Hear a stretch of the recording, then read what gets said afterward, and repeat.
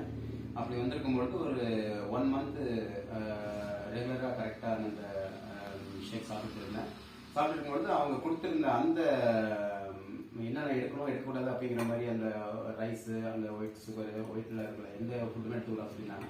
அதை நான் எதையுமே எடுத்துக்காம இன்க்ளூடிங் ரைஸு, தோசை, இட்லி எதுவுமே எடுத்துக்கல. ஷேக் மட்டும் சாப்பிட்டு இந்த ஃபுட்டு அந்த வெஜிடபிள்ஸு, ஃப்ரூட்ஸு இதை மட்டும் எடுத்துக்கிட்டு இருந்தேன். சரியாக 30 டேஸ்லேயே எனக்கு வந்து வெயிட் லாஸ் ஆகிடுச்சு.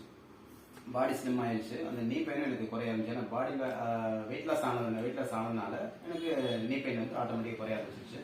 இப்போ 60 டேஸ் கடந்துட்ட சூழ்நிலை கம்ப்ளீட்டாக எனக்கு ஒரு 4 kg வந்து கம்ப்ளீட் நான் குறைஞ்சிட்டேன். இன்னைக்கு நான் பார்த்தபோது 4 kg கம்ப்ளீட்டாக குறைஞ்சிருந்தேன். இன்னமும் எனக்கு வந்து நான் 32 வந்து பேண்ட் போட்டுட்டு இருந்தேன். அதுக்கு பிறகு இப்போ 28 போடுறேன் பேண்ட் இப்போ. ஸோ அது எனக்கு நல்ல ஒரு சேஞ்சு. எனக்கு இப்போ நல்லா ஃப்ரீயாகவும் இருக்கிறேன். ஏன்னா அந்த ரைஸ் எடுக்காமல் சுகரு, இந்த இட்லி, தோசை எல்லாம் சாப்பிடாம ஆட்டோமேட்டிக்காக அதை எனக்கு சாப்பிடவே தோணலை.